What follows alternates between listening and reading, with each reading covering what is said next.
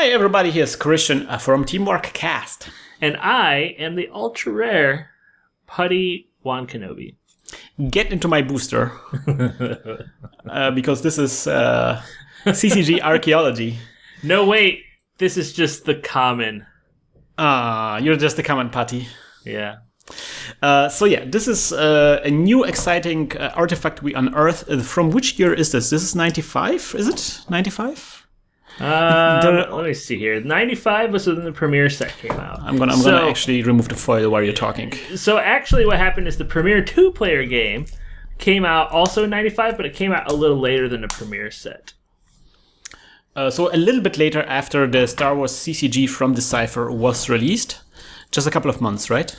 Just a few months, and so in the premiere edition, like Vader and Luke Skywalker, these guys are rares.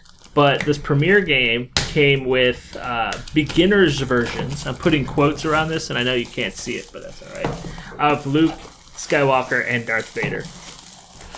Okay. And apparently, there's a little note here that says it included the card Vader's Obsession, which would become very powerful with the introduction of dueling later. So apparently, some of the cards are actually sought after. And the biggest thing for this was that this was actually like the Star Trek one that we talked about. This wasn't targeted towards specialty shops and CCG stores and baseball card shops. This was sold alongside board games. So you could go in and buy like Pop-O-Matic Trouble and, Star Wars collectible card game. Let's try that. Let's try this. Yeah, it seems like out-of-the-box playable. Again, something that Decipher, I guess, had problems. Star Trek was released slightly before, like I think 1 year before Star Wars or so, a couple of months before Star Wars. Yeah. So I guess they already had like their first experiences with the Star Trek game, and so decided to release this 2-player expansion, playable out of the box, right immediately with the actual launch of their Star Wars game. Mm-hmm. With Star Trek, that kind of box came out only a little bit later. So something that kind of like bugs me out is, I don't know why, but it had also Weddingtons here. Why is Weddingtons down there? I researched this. This seems to be some kind of like publisher in the UK, right? It sounds like a UK publisher. So this is weird. I don't quite understand why. It also says it's Canada's auction house. What? It was a card and board game publisher in the United Kingdom. Yeah. So maybe I have like a UK version, I'm not exactly sure. The Force is with you. This ready-to-play version of the Star Wars customizable card game allows players to control, alter, and feel the Force. The Star Wars universe comes alive as the Rebel Alliance battles against the unrelenting power of the Galactic Empire. Choose to play the Rebel side or the Imperial side, and then fight to deplete your opponent's life force.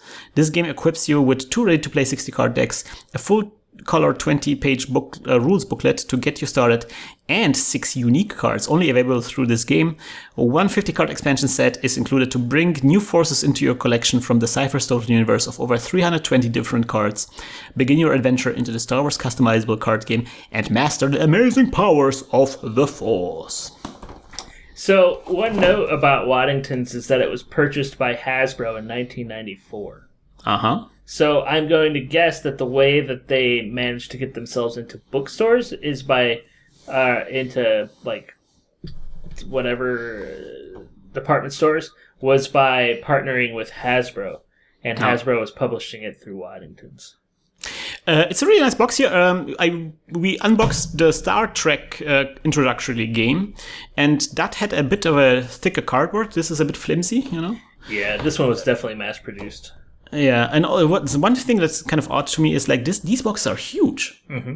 Like compare this to like a starter, I know we have a young Jedi starter here. This is like, that's what I said. Like why I find those starters like very attractive. It's like so many things in just like a tiny package, and this is like this huge. Yeah, it doesn't make any sense. Really. Well, on the other hand, it makes sense if you think about this being released like in board game stores, because it seems like a small board game. Mm-hmm. So, like, if this came out in a board game store, people would be like, I don't know, it seems to be like maybe some kind of Uno variant, like something like, very trivial. But this seems to be like maybe someone has more substance to it. And apparently it does. Oh man, look at this. This has like a flip box design. So it actually opens like this. Nice. Look at nice booklet. Let's see. So this is the Star Wars. So I like that the booklet is white and the cover is black. Yeah. And we see some rules. So wow, it's some significant booklet going on here. I'm going to try to show some more of this. Yeah, full color, very, very nice explanations. Wow, this is a golden page here. Wow. With the actual card list. So again, that's not very common. Where you actually needed real gold to buy the rest of this game. Yeah. Have you played this game? I have played this game. I've probably played this game more than I played the Star Trek game. You have played this more? Yeah, but when this box came out, I was so put out that there was a Luke Skywalker and a Darth Vader in here that we actually stopped playing. So the person I was playing with. So this you were box insulted by this. We were insulted by this, and we stopped playing this game after we opened this thing up and saw Luke and Vader right there. Oh man, look at this. This inlay has also like this Star Wars design. Nice. It has like those little greebles on the side here. I think that's a laser Is this supposed to be like handle. a TIE bomber? No, these are two laser swords actually. Oh, okay. I couldn't tell if it was supposed to be like a TIE bomber. That's a really nice packaging. I mean, it's flimsy from the outside, as you can tell. Like it's like already dented in. I guess it was lying around for 20 years, so you kind of expect that. Yeah. But it's kind of nice. So you get inside, you get those two decks. Which is the dark side and light side deck. The card was, as Young Jedi, the card game was split between dark and light side. And you get a booster to get you started. You know, your first shot is always for free. It's interesting. This game was second only to Magic for like 3 years. Yeah, it was. And at some point, people say it got a little bit more popular than Magic, even. Yeah, because, I mean, you have to think around what Magic the Gathering says. What? So 95 to 99. I mean, that's just like Magic came out in 94, right? Or 93? So, yeah, we had 4th edition, 5th edition, 6th edition, 7th edition. And so this 96. So we're talking about Ice Age, Alliances, Cold Snap, Mirage, for Visions, Weatherlight. Then we get into Tempest, Stronghold, and Exodus. So between, from Ice Age on, Magic had kind of declined a little bit because the game had lost its sort of balance. Yeah, because they started releasing all new sets, and it's like people got a bit confused for a while. People got confused, and then I think starting with the Urza Saga stuff, that's when the game started to kind of regain itself. Yeah. But so from 95 to 98, that's when all of that was going on with Magic, so Magic sales were declining while this game was increasing. And Star Wars Celebration was just about to start. Now, the funny part about it is that in 2001, Decipher lost the Star Wars license to Wizards of the Coast, who then started producing a different game. There's 4 Star Wars trading card games. This is the first one. There is Young Jedi, which we already had, or we'll have maybe a different episode, depending on which direction we release the episodes. And then there is a third Decipher one, which is Jedi Knight. I think so. Jedi something. And then there is the one by Wizards of the Coast, which were released after Decipher lost the license, after this was basically discontinued. So there is a lot of different types of Star Wars there were a lot of different attempts to make Star Wars into a trading card game. Yeah, and I recently bought Imperial Assault. So they're moving and out. Now it's an LCG, and there's some more stuff going on, man. There's now Fantasy Flight has the license, and they are releasing a lot of different products. There's a card game, the LCG, there's Armada. Man, there's just so much. So 20 years from now, when we go back and we do miniature archaeology, we can sit there and talk about Armada versus Star Trek Attack Wing, because Attack Wing is terrible, whereas Armada's pretty good. Man, there's going to be so many angry comments about this. No, it's serious. Attack Wing is produced by WizKids. It is considered to be mostly terrible. Yeah, it seems like they dropped the ball on some. I can't tell because I haven't played either of those. Anyways, let's get into those cards here. But I digress. So this is Luke, and this is the card you were talking about. It would be very difficult to get Luke in through the booster packs, but here we have like a Luke just hanging around and doing nothing, and he's playing with his toy here. So the way this works is kind of like similar to the Young Jedi. Is like I already have some quips about the card design here, but like the white 4 here at the bottom, I'm gonna zoom this out. That is basically the cost to play Luke. Yeah. So that's basically his mana cost, the 4. And then when he's on board, he's hanging around at a location, and then he can fight. I think that is power 3 is kind of his fight ability. He's not a very powerful person. No. And his abilities must deploy on Tatooine, but may move elsewhere, may not be deployed if 2 or more of opponent's unique characters on table. If your warriors at the same site as Luke or adjacent sites are for forfeit +1. What? If your warriors at the same site as Luke or adjacent sites are forfeit +1. Okay, so I guess you lose more? I don't know. I'm not. I don't know the rules very well yet. I know generally the idea. I know, for example, that this on the top corner here, this is basically the same as in Young Jedi, the dice thing. This is kind of the destiny thing. Yeah. So every now and then you have situations where you draw the top card, and you whatever result you get there, that's basically like a dice throw. So you get 1 to 6 a number, and that gets added to something. So there's an activate phase. So it goes. What is it? Dark side always goes first. And then it's 6 phases: activate, control, deploy, battle, move, and draw. So you always draw those are very complicated. I mean, we're gonna come to it maybe later on. Yeah. So just kind of the way that it works is that all of the cards, on the back here. Most locations generate force for the light side or the dark side. And I'm going to actually get out a location here, which we're getting ahead of ourselves. So this is the location. This is something that you play immediately at the beginning of the game. Yeah. And then it has like those lightsaber symbols here. So this is just 1 here and 1 here. And so that's your mana. Yeah, that's basically the mana. And you get that much mana as there are resources out on board, locations out on board. And that you get 1 additional because you get always 1. Yeah. And then for that mana, basically, you can buy yourself a Luke or here a Rebel Guard, which costs 2. So it's a much cheaper one. Yeah. You cannot move. And you can deploy them to the location. So there's location here, and you put Luke on here. He can deploy on there because it's Tatooine. It's a Tatooine location. And this game got crazy because there's like, you go to a planet, and then you go to like places outside the planet, and then you go to like a structure, and then you can go inside the structure, and there's interior sites. It was bizarre.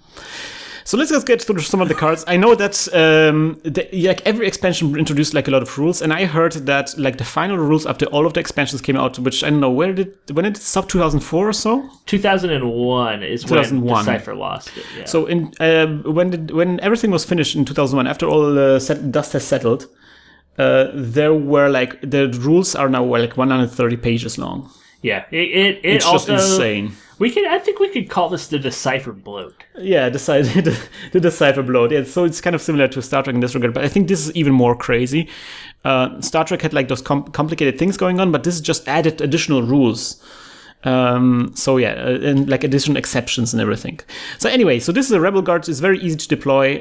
His power is 0 during an offensive battle, but okay. So this is kind of like a defensive kind of person guy. Yeah. He's a rebel trooper. Again, very cheap to deploy. Deploys free to the same site as one of your rebels with an ability greater than 2. So you can kind of join your rebel guys. So I like this. Like they kind of like really mind the movies for like random characters which don't really play an important role. Well, like this the extended universe has started to take off at this point. So there was a Tales from the Mos Eisley Cantina. They had backstories, and they had like a story for every single character in the cantina. Yeah. They had a story for every single like ancillary character off to the side. Tales of the Bounty Hunters. They had a story about like what's happening on Coruscant as what was Leia's planet? Dantooine? Not Dantooine. That was where. Alderaan. Alderaan. So they had, what was happening on Alderaan when the Star Destroyer showed up. What happened to Han Solo, and then all these other characters. Shadows of the Empire had already come out. So man, this was before the prequels, so Star Wars seemed like a huge universe at this point. And then the prequels came out and everything went wrong. So I'm gonna read the flavor text to this guy. Lux Sirvak is a typical Shistavan male. Ferocious but not aggressive, often trained as scouts at imperial academies, but they despise the ambitions of the New Order. I wonder how much the guys who created those cards were in tune with all the lore stuff. How much this was organized. I don't know, man. It seemed like at this point it was 95, so this was fair game. It's like you had like Christmas specials with Star Wars. Nobody cared about making everything consistent. Let's see when Tales from the Mos Eisley Cantina came out. This is Kevin Anderson. Because, at this point, I was super into all of that crap. Oh, okay. So you were like an expert in this. This matters to me, man. All right. This is important. So it was first published in 95. Yeah. So that's where all of the names of these characters came from. So, Tales from the Mos Eisley Cantina, it's about all of these characters that are at this bar, but all of them are involved with the laser that would power the Death Star. Oh, seriously? The crystal was what an accident. was on the planet, and because that's where it was manufactured, and they were getting it off of the planet. And so all of these guys were trying to do something. So, there's these twin sisters. Anyway. Yeah. We're going to go come into those later. I'm sure we're going to get all of those guys. They were, all of these characters were connected in some bizarre way. And it was cool for a while until, all of the characters started having kids, and then the Yuzang Vong Yuzang Vong. Anyway. Yeah, I like how you geek out there for a while here. I'm just enjoying this so much. So this is Tal's. Mutak is Muftak? Muftak is a typical male Tals from Alzok 3, a system enslaved by the Empire. A Tal's second pair of eyes provide excellent night vision. Muftak is a friend and protector of Cape. He didn't have Cape yet, I think. May forfeit in a place of any other character hit by a weapon at the same time, restoring that character to normal. At any Tals is power +2 under nighttime conditions. He's very cheap to deploy, and I think you can sacrifice him to rescue another character, from what I understand.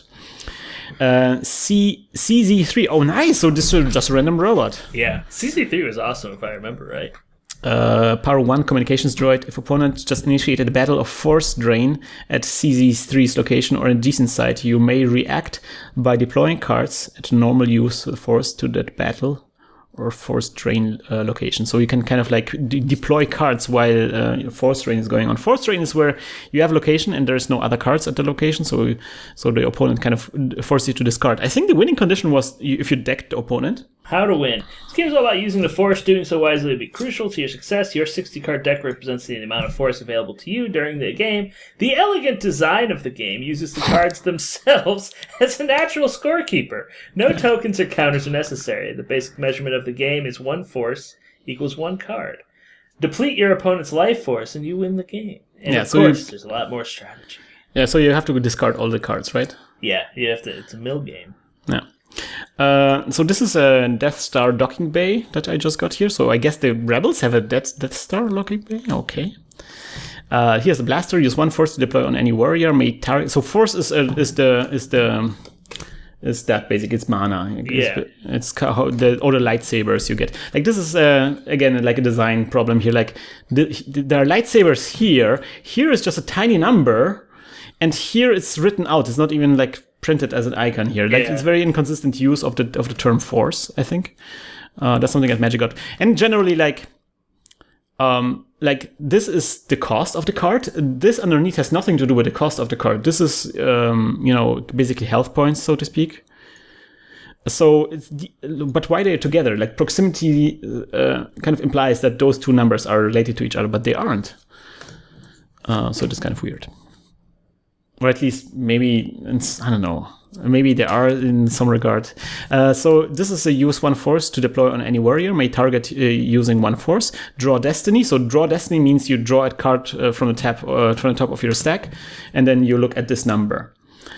May target draw destiny character hit if destiny is greater than ability. Vehicle hit if destiny is greater than maneuver or armor. So you basically at the beginning of your fight, you can use this weapon. You can target like a character like this one. It has ability 1. And so you draw a destiny, which maybe you draw this, so it's 3, so it's greater than 1, greater than ability 1, and then you would hit the character. I'm completely distracted by the CZ3 backstory. What is the CZ3 backstory? So, after arriving on Tatooine in a crash, CZ3 lost his twin brother, CZ1, and eventually ended up in the employ of Jabba, one of the Huts on Tatooine, because there's more than just Jabba the Hutt. But the funny thing is that CZ3 was played by Anthony Daniels. So that's Anthony Daniels standing in another suit. Oh, so it's CP3O, you mean? Yeah, C3PO. And his design is from early concept drawings of Darth Vader. And they later used that suit in Return of the Jedi. So anyway, man, we can spend all day. We could. So it says here, CZ Com droid built by a servo droid, outdated but still commonly used, built in Comlink, sophisticated scramblers and encryption programming. So yeah, this is a communication droid. Timer mine, deploy on an opponent's side as one of your mining droids. Explodes at the beginning of your next turn. Draw destiny. That number of opponent's characters, they are immediately lost. Owner's choice. Timer mine is also lost. Wow. Run, Luke, run! So this is an interrupt. So you can play it at any time. At any time, move Luke for free to a battle just initiated at an adjacent site. Luke's power is +2 during that battle unless Vader is present or adjacent to the battle site. Or you may cancel Vader's obsession. I really like that it's don't run away. He's just running into a battle. Yeah. Run, Luke, run. Run into this other battle. Also, it's kind of like funny. This works for a pre-constructed deck like here, but again, like calling out individual cards like Vader, Luke, Vader's obsession. It's like, man, like if I drew this in a booster box, I would be like, I don't know what any of these means. Very, very Decipher style of design. Well, they were also like, this is totally going to be in the meta, so they were trying to dictate, because the meta hadn't appeared yet. The whole concept of a local meta was not. Well, but at that point, we still were getting used to how the games work in this regard, how the trading card games work. So another interrupt, don't underestimate our chances. If an opponent just initiate a battle, triple the resulting battle damage for the eventual loser, or triple the result of you estimate their chances. What? Anyway. Oh man, I love this card. I got a bad feeling about this. Do you think that Harrison Ford just has like a whole sheet of this card? He's probably sleeping on a pillow stuffed with those cards. Despite your bad feelings, initiate. I like that the actual operational text has still like references to the title. Despite your bad feelings, initiate a battle at a location where you have less power than the opponent. If you lose the battle, no result. If you win the battle, opponents' losses are doubled. If Han is present, losses are tripled. Nice! Narrow escape, cancel a battle, just initiate at a site where any rebel ability is greater than 2 is present by moving all your characters there away. Nice, so you can flee from a battle. That's cool. I seem to remember a card that was called like Charge or something like that. Look, we have another Luke. Oh. So we have 2 Lukes. Well, he was a twin. Use 1 force if any of your characters... So this is old Ben. Mm-hmm. Use 1 force if any of your characters, except Obi-Wan, was just forfeited from Tatooine's side. Mysterious crazy wizard. It actually says crazy wizard in brackets. Steps in and revives, redeploy for free that character back to the same side. That's nice. That's very thematic. Uh-huh. So actually, we kind of see already some. We saw a lot of Decipher cards. Yeah, we see that one strength of Decipher is that they have very thematical cards that very much focus on recreating events from their source material. I would agree. Yeah. Shuffle any player's reserve deck or lost pile or used pile. So this is the Bith Shuffle. So I guess that's a song, right? That's playing in the cantina. Yeah. So this is a Tatooine Jawa camp. Your Jawas deploy here for 1 force from you only for free if Sandcrawler is present. So you take Sandcrawler, then you get all the Jawas for free. I wonder if Jawa deck is something that happened in the meta. I seem to remember. Surprise Assault. Use 1 force to cancel a force drain at 1 location. Draw 1 destiny for each character, starship, and vehicle the opponent has present. Compare your destiny total to opponent's power. Player with lowest total losses force equal to the difference. I don't know what any of this means. We're gonna have to play those games to figure this out. Seems like a very complicated card. The locations themselves are insane. Yeah. Because you're going inside and outside, and once the ships start getting involved, you can take hyperspace to go to a different place and then go onto the planet. It's crazy. So this is actually one of those cards where it's like when you go with the characters on this card, on this location, you can then go to a different location. Because, we have to build Tatooine. We have to also explain this, right? So you're slowly building Tatooine out of the different locations you have. So we have the Dune Sea. Wait a minute, it's like this because we are the light side. We had like Jawa Crawler, right? So we're building Tatooine out of those individual locations. But it's just Tatooine. So there is also like different locations on different planets. So where is that? So like the Death Star, that's a kind of like a different location somewhere else. And the way to get from one location to another is you move your characters.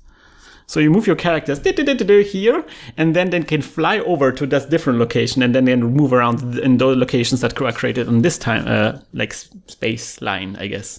Yeah. So you can create like those. I kind of like this location-based thinking, where it's like you create like those sets from the set pieces from the actual movie, Yeah. And because it's so cool, like if you're fighting against stormtroopers at this location, it's just in the movie, like when you're leaving the. Yeah, you're like, I gotta hop in the Millennium Falcon. Oh shit, they're coming. Anyway, Rebel Guard. I keep saying ships, but I don't think there were actually ships in this game yet. They were introduced. I don't know if we have any in a starter one. Use 1 force to deploy on any rebel alien. So this is a utility belt. While on Tatooine, that character's power and force. So why Tatooine? Why are everyone so Tatooine obsessed? So this is a level 6 core shaft corridor, Nick. That's what she said. The Lars Moisture Farm. Oh, those poor guys. Probably the most gruesome moment of my entire childhood. Seriously, like those skeletons out of this thing? You're like, what are you doing? What is going on? I'm 6 and what is this? And then they're like, on ET, we got to take the guns out of there. We got to take all the hot shot first. Like, what about those giant melting flaming skeletons? Yeah. Why didn't you take those out? So this is LENV8K. LENV8K. Oh, man, I gotta look up this guy. Lace mines, or at any time during your turn, you may use 1 force to lose any one mine at the same time. This is a mining. Man, I thought mining droid meant that they mine at a mine. I didn't think that it's a mine laying droid. That's kind of like crazy.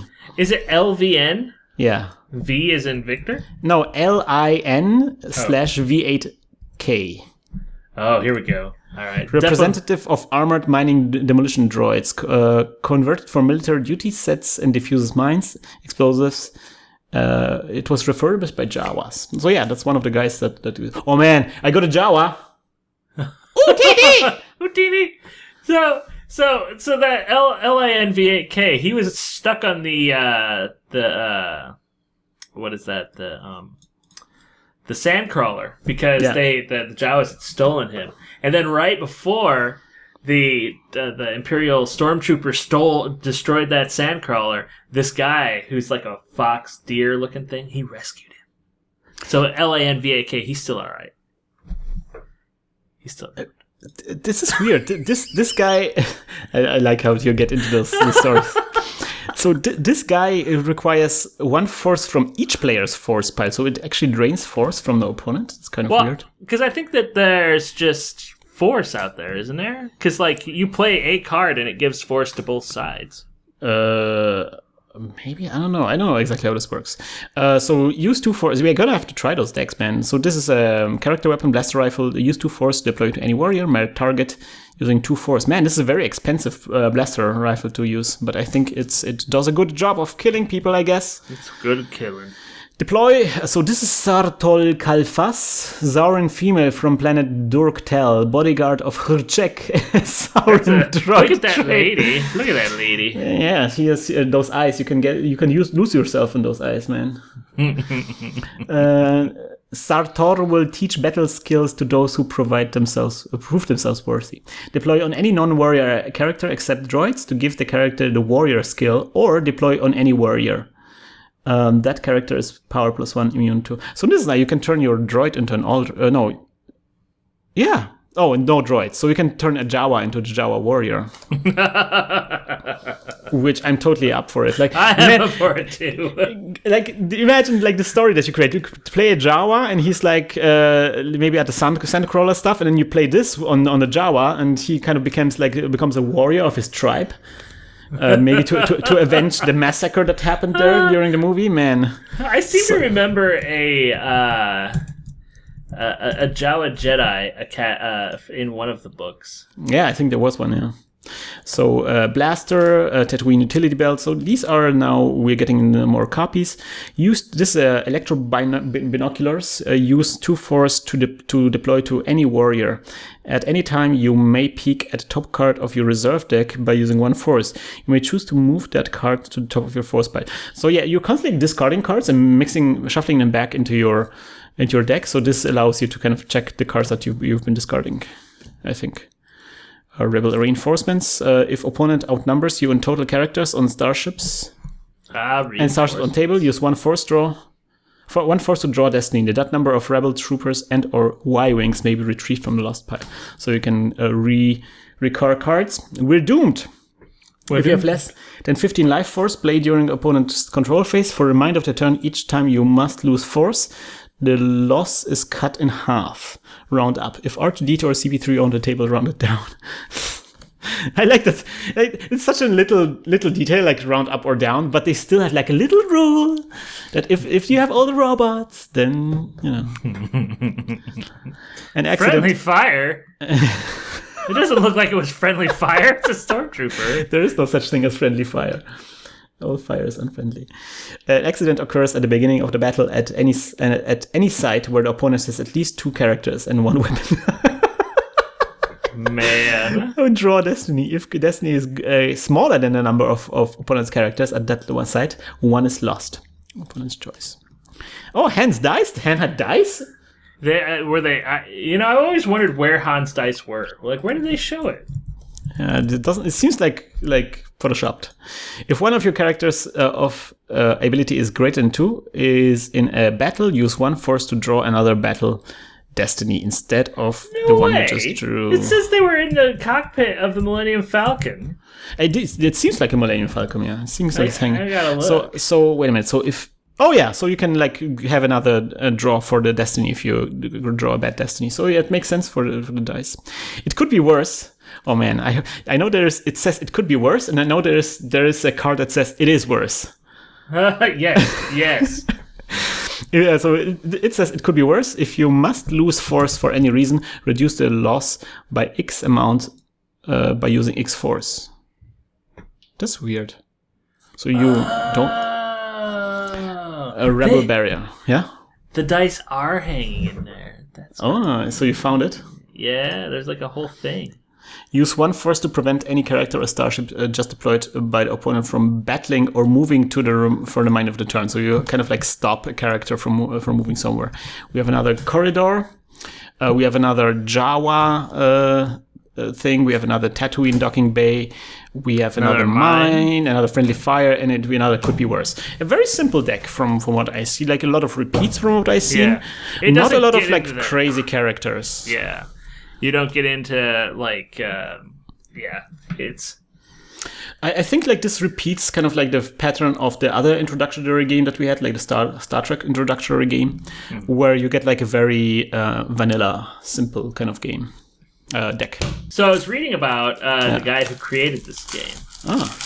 His name, or one of the guys, his name's Chuck Kallenbach. He also created the .hack game, the Battlestar Galactica card game, Lord of the Rings collectible card game, Jedi Knights, the CCG, Stargate trading game, the Wars trading game, and the Young Jedi CCG. So we should email him and see if he'll talk to us. Yeah, that would be nice. He seems to be like an experienced game designer. Okay, so this is Darth Vader. He is 7 to deploy. So that's a pretty hefty one. He comes later in the game. He has some amazing power. Must deploy on Death Star, but may move elsewhere. May not be deployed if 2 or more of opponent's unique characters on table. If in a losing battle, draw Destiny. If Destiny is greater than 4, choke, lose 1 Imperial present of your choice. Imperial? Yeah. Because he only ever killed Imperial dudes. But why if in a losing battle? Maybe you could kill them before you lose? I guess that's a negative thing, because then it's like, if you're losing, then he flips out and chokes somebody to death. Imperial Trooper Guard cannot move. Power 0. Okay, so this is basically the same thing as the other guards. It's kind of like a defensive character. Stormtrooper, yes, for one force deploys free to the same site as any of your Imperials with ability. So these are basically the copies of the light side cards. Yeah. Death Star Trooper deploy only on Death Star, but may move elsewhere. Power -1, where at a site other than a Death Star site. And then we have a Death Star Docking Bay, another one. I think it's a different one. Stormtrooper, and then we have Mos Eisley. Yeah, boy. So the thing with locations, like they all go into the same line. Mm-hmm. But some of them like benefit one side more than they do the other side. So this one benefits the dark side more than it benefits the light side. The light side only gets 1 force, and the dark side gets 2 forces. So that's something that we have to remember. Oh, so that's a dark Jawa. Look at this. He looks pretty shifty, you have to say. To deploy requires 1 force from each player's force pile. Yeah, so that's a dark Jawa. Stormtrooper. Yes. Another mining droid. Yep. It's basically the same guy, just in dark version of it. So this is a Jawa camp. I like how it's destroyed. Oh, so yeah. So yeah, the restriction that you have on the Jawas that both players have to pay for them, this doesn't apply on this one, so you can play it for free here.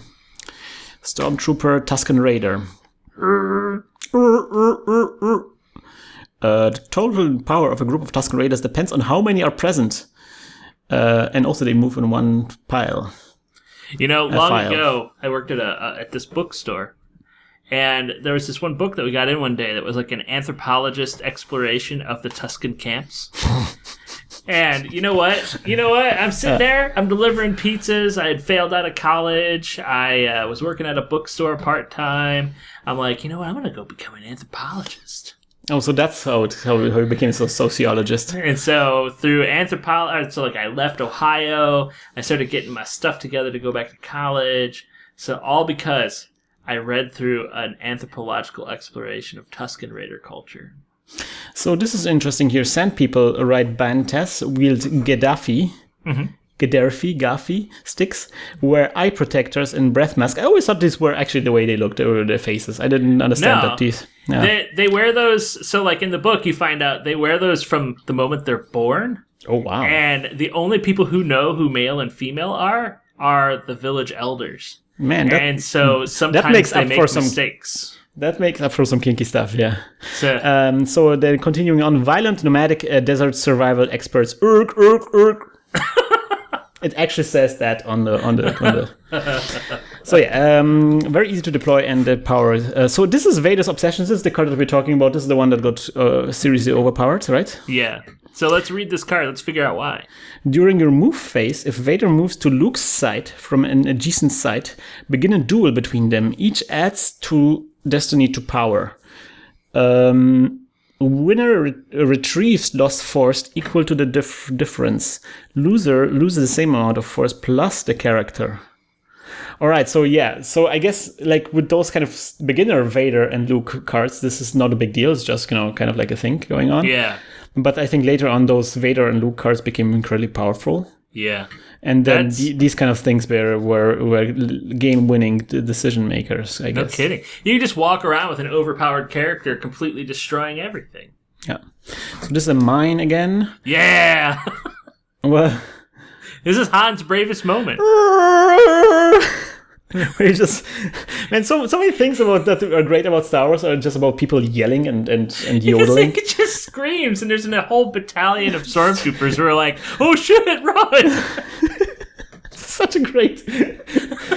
These days, you wouldn't have such hilariously nonsensical scenes in a movie, not in a AAA blockbuster movie. Use one force to cancel a force drain at one location. Draw one destiny for each character, starship, and vehicle. The opponent has. Okay, we had that already at the light but we side. haven't seen any starships yet, so I guess there are no starships in here in this one. Yeah, no. Cat Malas. Okay, so this is also a trainer that turns one of your characters into a warrior. You can have a Tusken Raider warrior. Tusken Scavengers. Use one force to draw destiny. If destiny is smaller than Tusken Raiders on table, you may scavenge, search through the opponent's used pile. All vehicles, weapons, and devices you find are there or lost. You're always estimating their chances. If an opponent has just initiated a battle, triple the resulting battle damage for eventual loser, or triple the result of don't underestimate your chances. So yeah, again, a copy of the Light Sword card that we already saw. Death Star Detention Block Corridor. Ah, nice! The comlink. Use one force to deploy on a character. If opponent just has initiated battle or force drain at a comlink location or adjacent site, you may react by deploying cards at normal use or force to that battle. Okay, so you can deploy cards there when there's battle going on to make sure that your guys arrive in time. So this is Death Star docking control room. Oh man, so all the beautiful scenes from the movie. And a blaster rifle. I think we already had that one as well. So this is the sticker that we're talking. Use 2 force to deploy on Tusken Raider. May target for free if a battle has just been initiated where present. Immediately draw 2 destiny. If total destiny greater than 5, opponent's weapons are knocked away. Oh, nice. So we can knock away with weapons. Another Vader. Stormtrooper. Omni box. Shuffle any player's reserve deck or lost pile or used pile. That's weird. It's a weird card. Yeah, it's a weird card. Another Raider. It looks like he's from the Dark Crystal. Some of those cards, man, like somebody put his mask not properly, but whatever. You're just some kind of, you won't be in a frame for too long. I sat on my mask. Just put it on anyway. If whatever. 15 years later, it becomes a trading card. If both play, it becomes canon. It's like all these decisions why this guy has such an uneven face. If both players just drew one battle destiny, use one force to switch numbers. Oh, nice. You can switch numbers around. Another Vader's Obsession, Imperial Blaster. I'm not going to go into details of those weapons because we would have to go into details of how battle works. And that's something that's probably better shown in the actual game. Use one force, so Stormtrooper Utility Belt. Use one force to deploy on any Imperial or Alien character's power and forfeit R +1. If on Death Star, power and forfeit up +2. Another Dark Jawa, Tusken Raider, the Bomb Droid, and Mine, Imperial Blaster, Utility Belt, another Obsession of Darth Vader's, Imperial Reinforcement. So yeah, that's the same thing as the Rebel Reinforcement. Nice! Yeah! Kintan Strider, now we know what his name is. Oh, I already knew. For sure. If opponent just forfeited or lost a character, use one force to regenerate one of your own characters. Retrieve the character closest to the top. Also, this is basically the same as the old Obi-Wan Kenobi thing. A Derjaric hologram of a ferocious creature with incredible healing abilities, extinct on their homeworld of Kintan, but used as a guard piece by many Hutt gangsters. And now you know. Hutt gangsters. Imperial Barrier. Use one force to prevent any character or starship just deployed or by the opponent from battling or moving from the remainder of this turn. Collateral damage. An accident occurs at the beginning of the battle and any site where opponent has at least 2 characters. Oh, this is basically like friendly fire. Mm-hmm. Oh yeah, so it's worse. It's worse. It's worse. These were always my favorite things in a thing. It's like there's all these sayings that people have, and then it's like, how do we make a card that counteracts that? Well, let's just answer the phrase. Oh man, this is so cute. Look at this. So this actually refers it refers to the other card. So let's see. So you play it could be worse. And then you can play it's worse. The other player can play it's worse. If it could be worse was just played, it's cancelled, and you may use X force to raise damage against opponent by X amount. Or if opponent just lost force from a battle, play to increase the loss. So you can like use this to twist a knife, and you can use it to counter the it could be worse. I love it. It's so good. This is really nice. It is it's two very balanced decks. They're very weak decks. Like, you're never going to, if you've been playing, this wouldn't play against somebody who's been playing for a while. But if you, like, happen to be in the store and you're like, you see the Star Wars card game thing and you're like, as a parent, you bring it home, or as a kid, you bring it home and like, oh, I can play this. And then it gives you this little booster pack. Yeah. So, scanning crew, use 1 force to glance at the card of the opponent for 10 seconds. Again, like the second timer, not really enforceable in a tournament setting. Use 2 force to target one opponent's character. Draw Destiny. If Destiny is greater than a character's ability, character immediately returns to opponent's hand. So you can bounce characters to opponent's hand. Macro scan. Use 2 force to deploy near opponent's reserve deck. Near opponent's reserve deck at any time. You may use 1 force to peek at the top of that card. If nighttime condition exists anywhere on table, you may peek at the top 3 cards. All right. And then we have more control room, Jund Land Wastes, Control Bay, and another mine.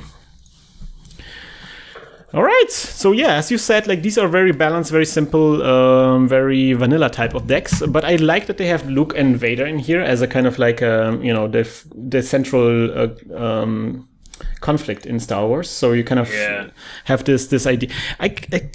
There's like 2 extremes going on in those license games. Whereas like on the one hand, you want to see, of course, scenes or characters from those movies replayed. Yeah. Or series replayed. You want to see those characters again. But on the other hand, you also are interested in those like obscure characters to learn more about them. So where's the Vader card in the Luke card? All right, so these are the Luke and Vader cards you want to see, right? So like Luke Skywalker, what is his power here? Like what can he do? So Luke has a power of 2. Or no, like his flavor, his text at the bottom. Must deploy on Tatooine, but may move elsewhere. May not be deployed if 2 or more of opponent's unique characters on table.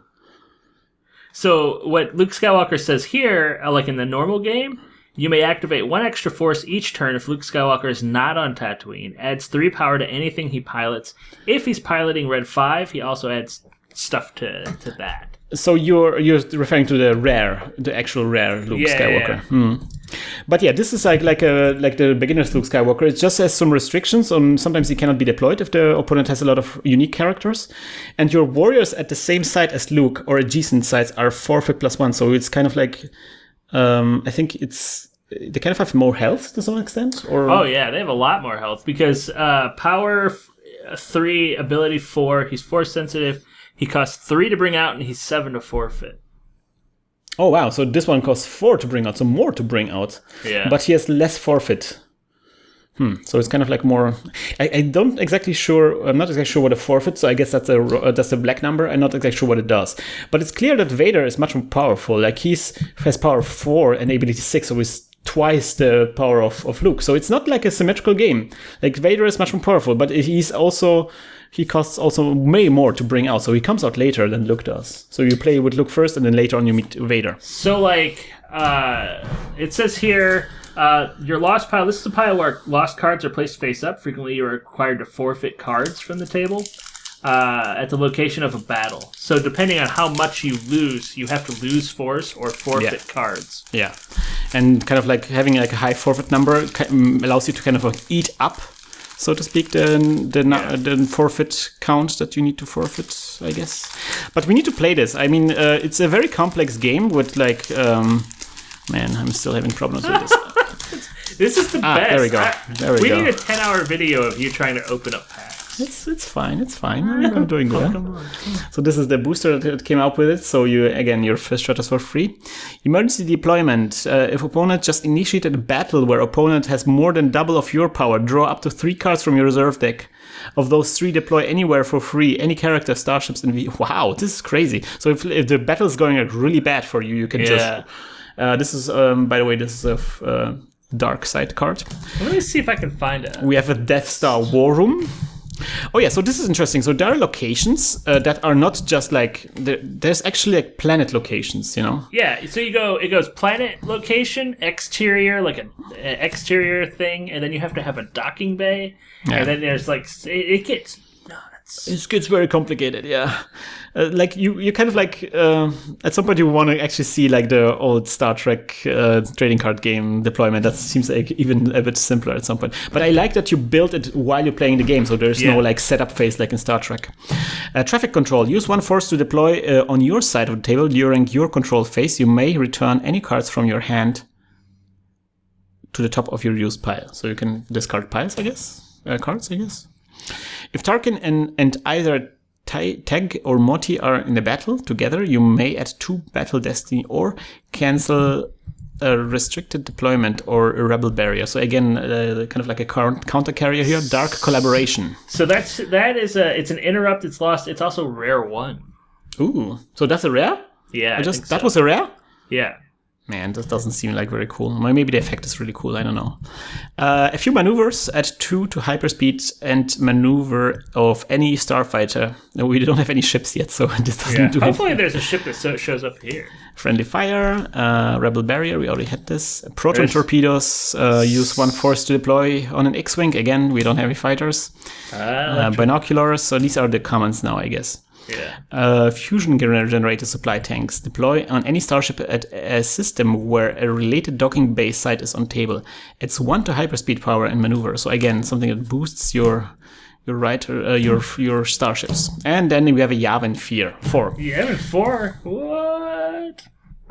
So let's see real quick the distribution. 8 dark side cards and 7 light side cards. It seems pretty common. It's interesting, like, I guess this isn't technically an asymmetrical game. Yeah, it is a bit. I mean, it is more than any other game that we played so far, because it actually has, like, distinct backs, and you build 2 distinct decks. And you have to remember, this came out before Netrunner became a thing. That's true. Although, wait, when did Netrunner come out? Oh, it just came out 1997, 6? 96, yeah. So this came out before. Yeah, way before. 2 years. That's a lot. Yeah. So this is Netrunner was kind of like part of the like second or third wave, depending on how you count. This was part of the first wave. Yeah. So this, this is where CCGs were young and innocent. I guess so what do you think of this?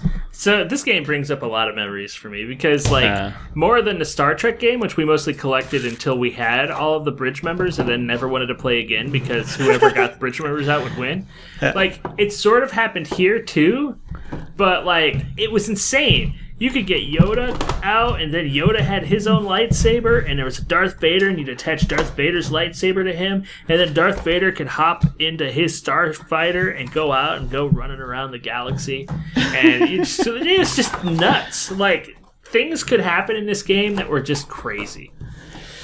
Yeah, and I heard that there's like some additional cards which are super complex, which require you to go through like super complex sequence. Like you have like multiple cards out there, and you can blow up the Death Star and win the game this way. But it was like, you have this card, and you have like all the supporting cards in play in order to play this card, and you have to have like ships and whatever and other things. And the funny thing is, like, if the opponent is not using a Death Star, all these cards were useless. Yeah. So it was like this game very much focused on like recreating those very complex sequences, those cinematic types of sequences that are, reminiscent of the movie. And when you pull it off, you're like, oh man, this was the best! I love combos and combo decks, and I'm sure that people have made fun of me when I was commenting more Netrunner games that I would constantly talk about combos. Yeah. This game played into that fascination hardcore. Definitely. It seems so. We're gonna. I'm glad we got this starter set. Because this again opportunity for us to actually try this. You're gonna actually use this specific starter decks. We're not gonna try to collect like a competitive deck yet. We're gonna see how those basic cards play in the future. I'm excited about this. I'm excited too about this. All right, so this is it for today, and I hope you will join us next time where we do some more CCG archaeology. It belongs in a museum. It does. It belongs in a museum.